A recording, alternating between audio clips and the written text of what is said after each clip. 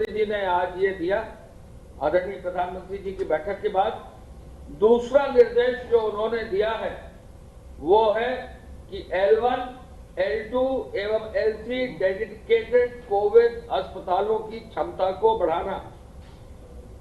हर हालत में प्रत्येक जनपद में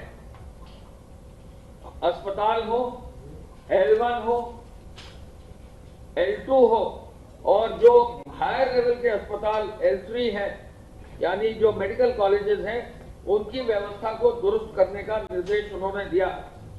कल शाम को भी उन्होंने 6:30 बजे स्वास्थ्य सचिव और माननीय स्वास्थ्य मंत्री जी के साथ सभी अपग्रेडेशन के आदेशों को आज तक जारी करने के लिए निर्देश दिए हैं और लगातार इस पर जो है क्षमता विस्तार पर कार्रवाई हो रही है और साथ ही साथ पीपीई किट, N95 मास्क और जो भी जरूरत की सामग्री है भारत सरकार के निर्देशों के अनुरूप उन्होंने उसको जो है व्यवस्थित रूप से जिलों स्तर तक पहुंचाने का निर्देश दिया है।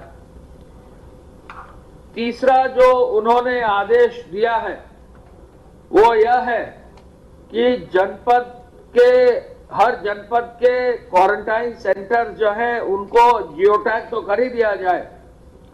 हर जनपद में कम से कम 15 से 25 हजार की क्षमता के क्वारंटाइन सेंटर्स बना दिए जाएं। फिर से नोट कर लीजिए, हर जनपद में 15 से 25 हजार लोगों के लिए क्वारंटाइन सेंटर, यानी लगभग 10 से 15 लाख से अधिक लोगों को क्वारंटाइन सेंटर में रखने की क्षमता बनाने का निर्देश उन्होंने दिया है। ये बहुत ही महत्वपूर्ण निर्देश है और इसी क्रम में मैं बताना चाहूंगा कि कल और परसों हरियाणा से हमारी बसेस आई थी और हरियाणा से परसों सीधे जनपद स्तर पर बसें गई थी और कल जो बसें हमारी आई हैं वो बॉर्डर के 5 स्थानों पर आई हैं।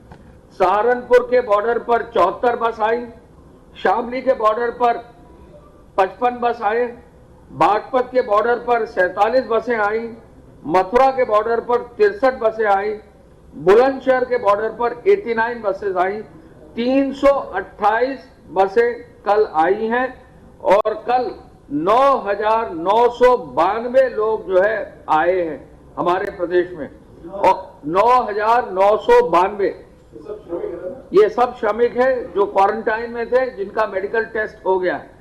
कतिपय जगह पर ये इनपुट जो है क्लैरिफाई कर दिया गया, एक एक श्रमिक का मेडिकल टेस्ट है, इसमें कहीं भी कोई शक नहीं है। कुछ सेक्शंस ऑफ मीडिया में ऐसा कुछ खबर चली थी वो गलत है, मथुरा से जो खबर चली थी वो गलत है और ऐसे में इन सभी लोगों को जनपद स्तर पर भेजने के लिए 349 बसों को यूपीएसआरटीसी की बसों से इनको भेजा गया है। 349, सहारनपुर से 76, शामली से 61, बागपत से 49, मथुरा से 70, बुलंदशहर से 93, 349 बसेस को जो है हमने जो है वहां जनपद स्तर पर भेजा कल शाम तक, रात तक, और अब सभी बसेस अपने स्थानों तक पहुंच गई हैं। सारे श्रमिक जिले स्तर पर क्वारंटाइन सेंटर में पहुंच गए हैं अपने गृह जनपद में। ये बहुत बड़ा अचीवमेंट है। ये दूसरा ऐसा महत्वपूर्ण कदम है। सब यूपी पहला प्रदेश था जिसने कोटा से अपने बच्चों को बुलाया और एक एक बच्चे का देखभाल करके उनको एक एक बच्चे को घर भेजकर ऐसे एक एक बच्चे से फोन से बात हो रही। और ऐसे ही हमारे जो श्रमिक अभी हरियाणा से आए हैं, एक एक श्रमिक का क्वारंटाइन सेंटर में उनको रखकर उनका फिर हालचाल लिया जाएगा और जब भी जैसे भी उनका समय पूरा होगा वो अपने होम क्वारंटाइन में जाएंगे। ये सारे हरियाणा से हैं। ये जो श्रमिक हैं ये कुल मिलाकर 9,992 कल आए हैं, 2,224 परसों आए थे, तो कुल मिलाकर जो है ये लगभग 11,200 श्रमिक जो है हमारे 12,200 श्रमिक हमारे हो जाते हैं। यानी 12,000 से अधिक श्रमिक हरियाणा से हम लोगों ने हरियाणा सरकार से बात करके उनके यहाँ से जो है व्यवस्था की है। इस संदर्भ में माननीय मुख्यमंत्री जी की, हरियाणा के माननीय मुख्यमंत्री जी से बात हुई, उन्होंने व्यवस्था वहां के अधिकारियों को दी। माननीय मुख्यमंत्री जी ने हमारे प्रदेश में हमारे सभी अधिकारियों को आदेश दिया और ये एक्सचेंज जो है बड़ी ही सुकून से, बड़े ही अच्छी व्यवस्था से हुआ है। पूरा हरियाणा का हमारा जितना भी श्रमिक है, जितना भी हमारा व्यक्ति है उत्तर प्रदेश का, वो आ चुका है, जो भी हमारे क्वारंटाइन सेंटर में था, और एक एक का मेडिकल परीक्षण करके हमने लिया है। तो जो माननीय मुख्यमंत्री जी ने कहा था कि चरणबद्ध रूप से लोगों को लेंगे, ये प्रक्रिया अब शुरू हो गई है और इसी कड़ी में जो है ये कार्य हुआ है। एक और बहुत महत्वपूर्ण अनाउंसमेंट है जो मैं बताना चाहूंगा। माननीय मुख्यमंत्री जी को संज्ञान में लाया गया कि प्रयागराज में बहुत सारे हमारे प्रदेश के अन्य जनपदों के छात्र फंसे हुए हैं। आप सब जानते हैं कि मुख्यमंत्री जी जहां छात्र की बात आती है तो छात्र हित वो सर्वोपरि मानते हैं, क्योंकि मानते हैं कि ये जो छात्र हैं, छात्राएं हैं, ये हमारे प्रदेश की धरोहर है। जो हमारे छात्र छात्राएं हैं ये हमारे प्रदेश की धरोहर है, यूथ है, और इनको हमको संभाल के रखना है, इनका हित देखना ही है। कोटा के छात्र पूरे देश में सबसे पहले हमारे प्रदेश में आए हैं और इसी कड़ी में उन्होंने ये आदेश दिया है कि प्रयागराज के प्रदेश में जो भी अलग अलग विश्वविद्यालयों में, इलाहाबाद विश्वविद्यालय में भी जो प्रतियोगी छात्र हैं, छात्र छात्राएं हैं, परीक्षाओं की तैयारी कर रहे हैं, शहर में निवास कर रहे हैं, जिनकी वर्तमान में जो संख्या है 9 से 10 हजार है छात्र छात्राओं की, वो जनपद प्रयागराज के जिलाधिकारी, वहां के पुलिस के अधिकारी, वहां के रोडवेज के और एमडी रोडवेज को ये आदेश दिया जा रहा है कि लगभग 300 ऐसी बसें लगाकर उनको भी चरणबद्ध रूप से एक एक का नाम, पता, मोबाइल नंबर लेकर 300 बसों में पहले चरण में सोनभद्र, मिर्जापुर, चंदौली, वाराणसी, जौनपुर, प्रतापगढ़, कौशाम्बी, फतेहपुर और चित्रकूट में भेजेंगे और फिर दूसरे चरण में इन्हीं 300 बसों से प्रदेश के अन्य जनपदों में उनको चरणबद्ध रूप से भेजा जाएगा। जो भी बस वहां से भेजी जाएंगी प्रयागराज से, उन छात्र छात्राओं को की सूचना बनाते टाइम पर्याप्त वहां पे अधिकारी और कर्मचारी ड्यूटी पर लगाए जाएंगे। छात्र छात्राओं की सुरक्षा के लिए प्रत्येक बस में पुलिस आरक्षी गंतव्य स्थान तक ले जाएंगे। बसों की व्यवस्था छात्र छात्राओं के लिए अलग से होगी और ये बसें प्रयागराज में 3 स्थानों से चलेंगी। ये जो भी छात्र छात्राएं हैं प्रयागराज में, उनके लिए मुख्यमंत्री जी का तोहफा है। मुख्यमंत्री जी ने खुद छात्रों के लिए सोचा और आज अभी घंटे भर पहले उन्होंने बैठक में निर्देश दिया कि ऐसे छात्रों को जो हमारे प्रदेश में है, यदि हम कोटा के छात्र को ला सकते हैं तो हम उत्तर प्रदेश के अपने छात्र प्रयागराज में हैं उनको भी अपने जनपदों में भेजेंगे। यदि वहां पर कोई अन्य प्रदेश के छात्र होंगे तो अगर वो प्रदेश ले जाना चाहेंगे तो वो भी अनुमति दे दी जाएगी। तो ये चरणबद्ध रूप से है।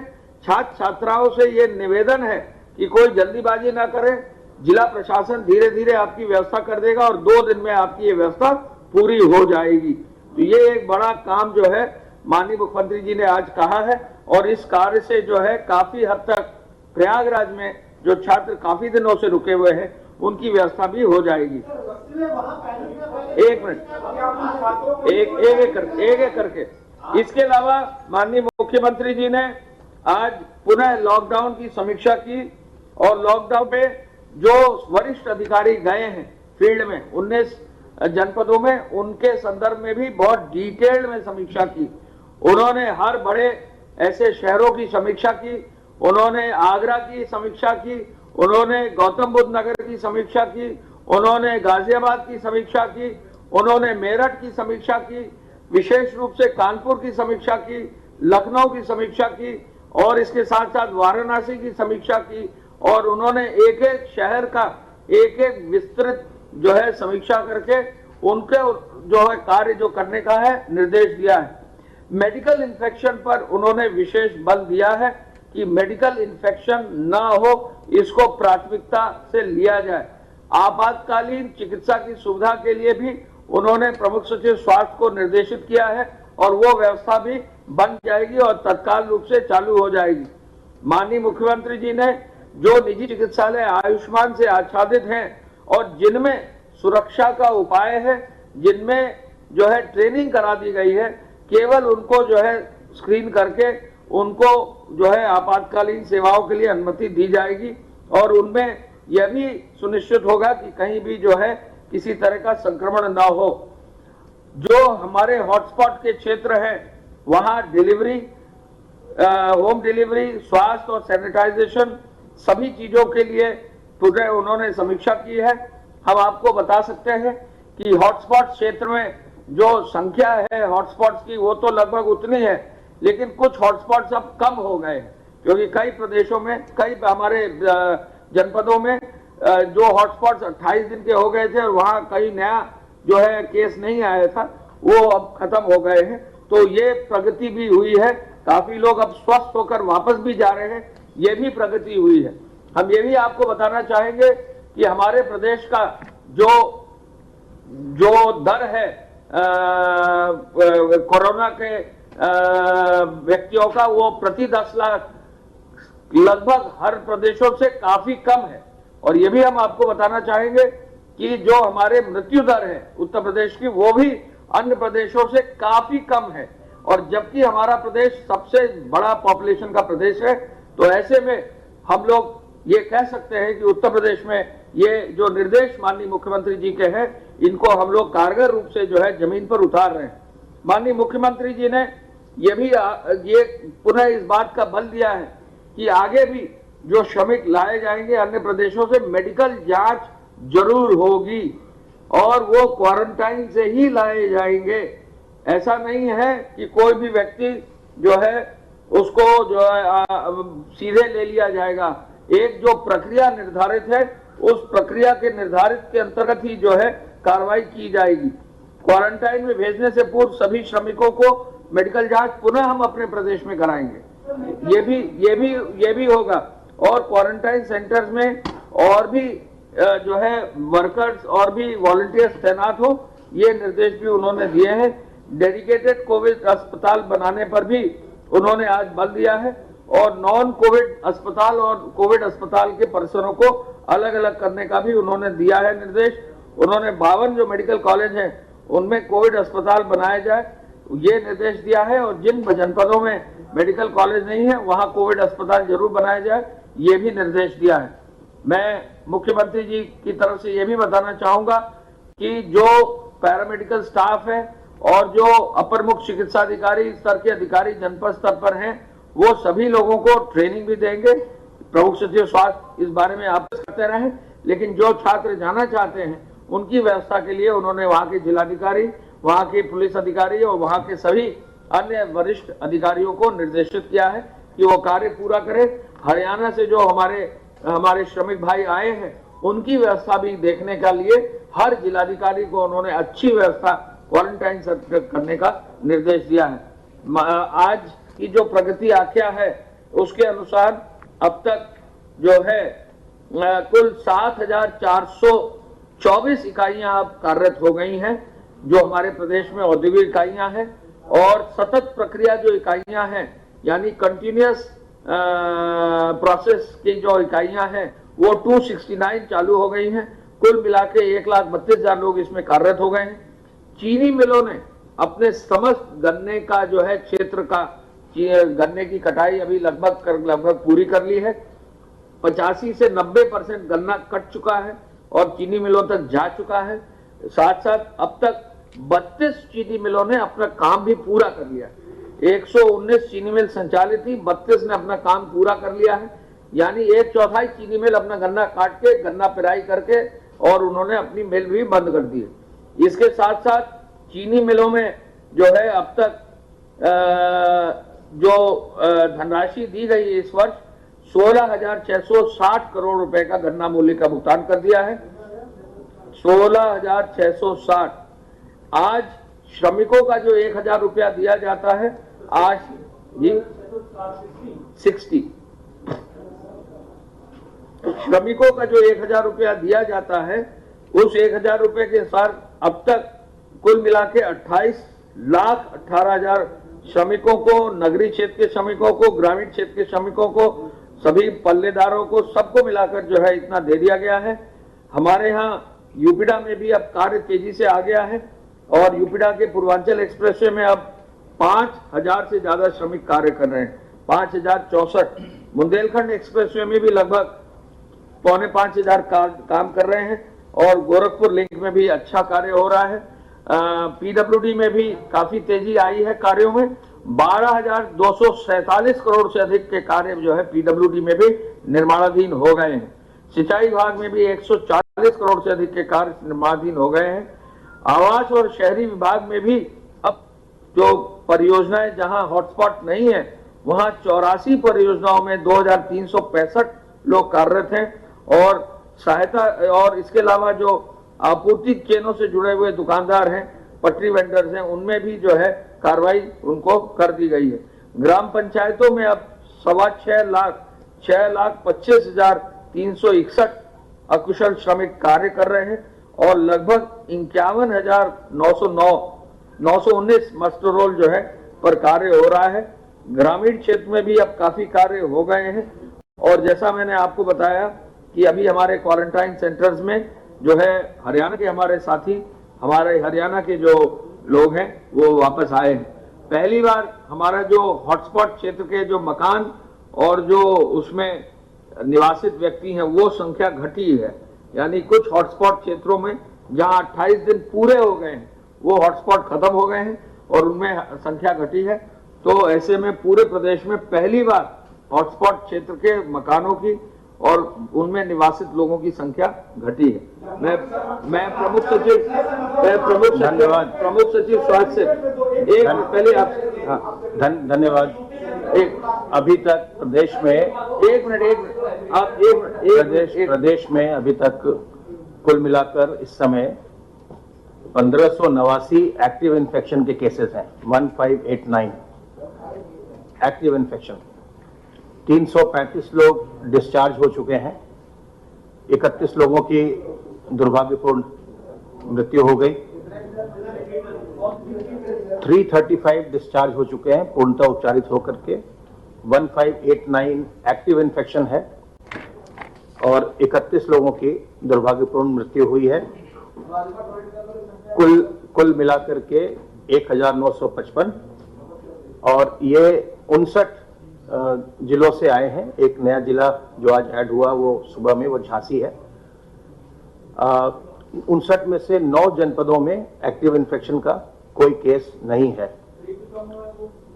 वो पीलीभीत में एक केस आया है जो इंदौर से एक कुछ श्रमिक आए थे, उनके टेस्टिंग की गई, उसमें एक व्यक्ति इन्फेक्टेड पाया गया है। इस समय आइसोलेशन वार्ड में मरीजों की कुल संख्या 1784 है, 1784। 15 लोगों को ऑक्सीजन दिया जा रहा है, बाकी सभी स्टेबल हैं, कोई भी वेंटिलेटर पर नहीं है। क्वारंटाइन फैसिलिटी में जो लोग रखे गए हैं, जो पॉजिटिव के कॉन्टैक्ट्स या जो सर्वेलेंस से जो लोग निकल के आते हैं, उनकी संख्या 11,363। मेडिकल इन्फेक्शन के लिए एक जनपद स्तर पर समिति बनाई जा रही है, उसका आदेश जारी कर दिया गया है। आज शाम तक वो समिति बन भी जाएगी, जिसमें एडिशनल सीएमओ उसके हेड होंगे और उसमें जिला चिकित्सालय, महिला चिकित्सालय, आईएमए, डब्ल्यूएचओ, यूनिसेफ के प्रतिनिधि होंगे और साथ ही उसमें पॉल्यूशन कंट्रोल बोर्ड के भी प्रतिनिधि होंगे। इन्हें यह मैंडेट दिया गया है, ये समिति परसों जो भी बड़े जिले हैं उनमें कम से कम 10 बड़े निजी चिकित्सालयों के डॉक्टर्स और स्टाफ को, और जो छोटे जनपद हैं उसमें कम से कम 5 निजी चिकित्सालयों के स्टाफ को ये ट्रेन कर देंगे इन्फेक्शन प्रिवेंशन प्रोटोकॉल पर, ताकि जो आकस्मिक सेवाएं हैं वो लोगों को सुचारू रूप से मिल सकें और उसमें जो एक बड़ा सोर्स ऑफ इन्फेक्शन देखने में आ रहा है, जो मेडिकल इन्फेक्शन है, उससे बचा जा सके, उसको न्यूनतम स्तर पर लाया जा सके। आपके माध्यम से मेरा ये अनुरोध है लोगों से कि ये जो संक्रामक बीमारी है, इससे ये कोई ऐसी चीज नहीं जिसको हम छुपाएं, जिसमें कोई स्टिग्मा हो। इसको अगर आपको ऐसे लक्षण आ रहे हैं, सूखी खांसी हो रही है, सांस लेने में तकलीफ हो रही है, बुखार हो रहा है, तो तत्काल अपने पास के जो जिला चिकित्सालय है या स्वास्थ्य केंद्र है, उससे संपर्क करना चाहिए और अपनी जांच करानी चाहिए। अगर समय से ये डिटेक्ट हो जाए तो इसमें किसी प्रकार की कोई कठिनाई नहीं होती है। जहां भी लोगों की तबीयत ज्यादा खराब हुई है या जहां भी मृत्यु हुई है, वहां पर यही देखने में आया, या तो उनकी कोई बहुत ही गंभीर बीमारियां थी साथ में जिसके कारण से उनकी मृत्यु हो गई, या फिर वो बहुत देर से डिटेक्ट हुआ, बहुत देर से अस्पताल आए। तो इसलिए आवश्यक है कि जैसे ही इस तरह के लक्षण आए, तत्काल हम नजदीकी स्वास्थ्य केंद्र जाकर अपनी हम जांच करवाएं, सलाह लें। और ये जो जांच है लोगों की कोरोना वायरस के संबंध में, या जो चिकित्सा पर जो व्यय आता है, ये बिल्कुल निःशुल्क है। ये सरकार की ओर से ये सुविधा उपलब्ध कराई जाएगी हर एक कोरोना वायरस के पेशेंट को। इसलिए हमको इसमें सामने आना चाहिए और इसको छुपाने का प्रयास बिल्कुल भी नहीं करना चाहिए। दूसरी बात यह है कि इस बीमारी से किसी भी प्रकार से घबराने की आवश्यकता नहीं है। इससे अपना बचाव करिए और बचाव करके आप बिल्कुल इससे सुरक्षित रह सकते हैं। जैसा हम लोग आपके माध्यम से बार बार कहते हैं कि जो लोग अधिक उम्र के हैं, बुजुर्ग हैं और जिनको की कोई मेडिकल कंडीशन है, उनको इससे बचाना चाहिए। और हमें न केवल बाहर बल्कि अपने घर में भी अपने बुजुर्गों को और जिनको कोई मेडिकल कंडीशन हो, उनसे दूरी बनाकर रखनी चाहिए, उनको हमको बचाना चाहिए। मास्क लगाएं या फेस कवर करें, गमछे, रुमाल, तौलिया से अपने हाथ को साबुन और पानी से बार बार धोएं। सोशल डिस्टेंसिंग के नॉर्म्स को कड़ाई से उसका पालन करें। अपने चेहरे को बार बार छूने से बचें और अपनी इम्यूनिटी को बूस्ट करते रहें, जिससे कि आप इस बीमारी से, आपका शरीर इस लायक हो, इतना ताकतवर हो कि इस बीमारी से वो लड़ सके। प्रदेश के सभी मेडिकल कॉलेजेस में, सभी जिला चिकित्सालयों में, सभी महिला चिकित्सालयों में सुविधाएं ये उपलब्ध हैं। ये लगातार चल रही हैं। बच्चों की डिलीवरी लगातार हो रही है। बहुत सारे जो निजी चिकित्सालय हैं उसमें भी ये सुविधाएं लगातार मिल रही हैं, लोग दे रहे हैं। लेकिन जो मेडिकल इन्फेक्शन के प्रकरण सामने आ रहे हैं, उसको देखते हुए माननीय मुख्यमंत्री जी ने निर्देशित किया कि इसमें एक जिले स्तर पर कमेटी बनाई जाए। हालांकि जो निजी चिकित्सालय हैं, जैसा आपको मैंने पहले भी बताया है कि उनको जूम के प्लेटफॉर्म पर इन्फेक्शन प्रिवेंशन प्रोटोकॉल के बारे में ट्रेनिंग दी गई 3 बार में, 3 राउंड में, और 2500 से ज्यादा नोड पर लोगों ने ट्रेनिंग ली। लेकिन अब हम ऑन साइट ट्रेनिंग भी जो समिति हम बना रहे हैं उसके माध्यम से जनपदों में देंगे, अस्पतालों को, और फिर कोशिश ये होगी कि वो पूरे प्रोटोकॉल के साथ और पूरी व्यवस्था के साथ, ये जो कमेटी है वो अस्पतालों का निरीक्षण भी करेगी। ये देखेगी, सुनिश्चित करेगी कि जो अस्पताल ये सेवाएं दे रहे हैं वो सभी प्रोटोकॉल का वो पालन कर रहे हैं। बहुत बहुत धन्यवाद।